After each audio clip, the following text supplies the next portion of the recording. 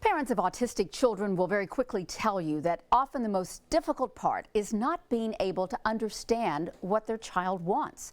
Until recently, an app that was available in the Apple Store really seemed to be an answered prayer for many of these nonverbal children. Well, now that app is no longer available. Focus at 4's Marissa Mitchell joins us right now. Marissa, this has some local parents really upset. Explain what's going on. Well, Pam, the app is called Speak for Yourself, and it's for the iPad.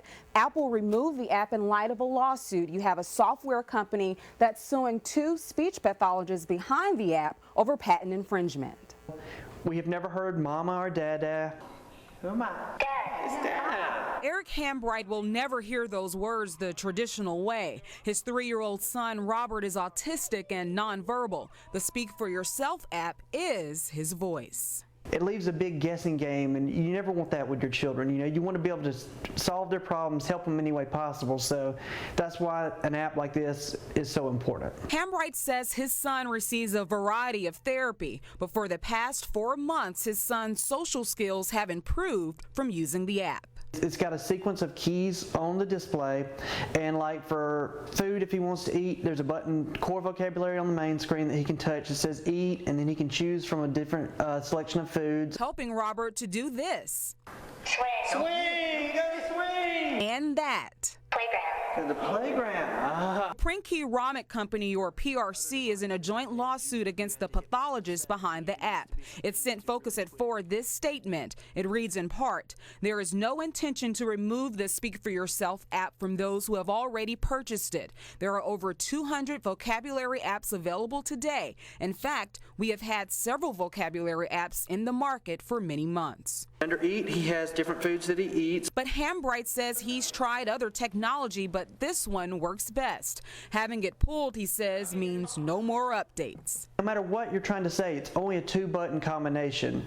Some other things require multiple buttons to get to multiple words. Plus, he says some programs are upwards of $8,000. The app costs $300. He's worried other parents will never enjoy its benefits, something he considers a major problem. Autism is on the rise. It is there, it is growing, and if you don't know somebody now, if you don't have a family member, a brother, sister that's had a child, anything like that, you will.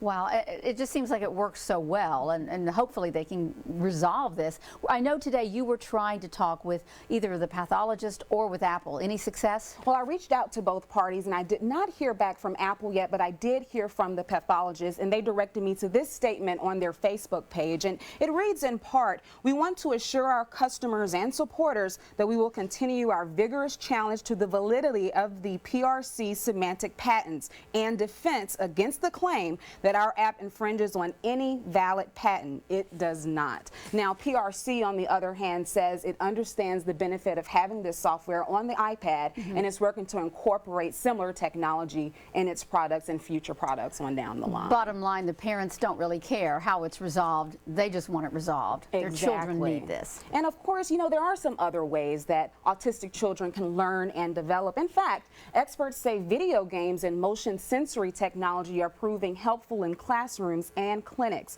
Games like the Wii and the Kinect help children with coordination, body awareness, and social skills. In fact, autistic youth at Birmingham's Mitchell's Place use the Wii and smartboard technology. They are team playing against each other, whether it's the tennis or the bowling or whatever, but it's getting our kids to be actively involved in conversation.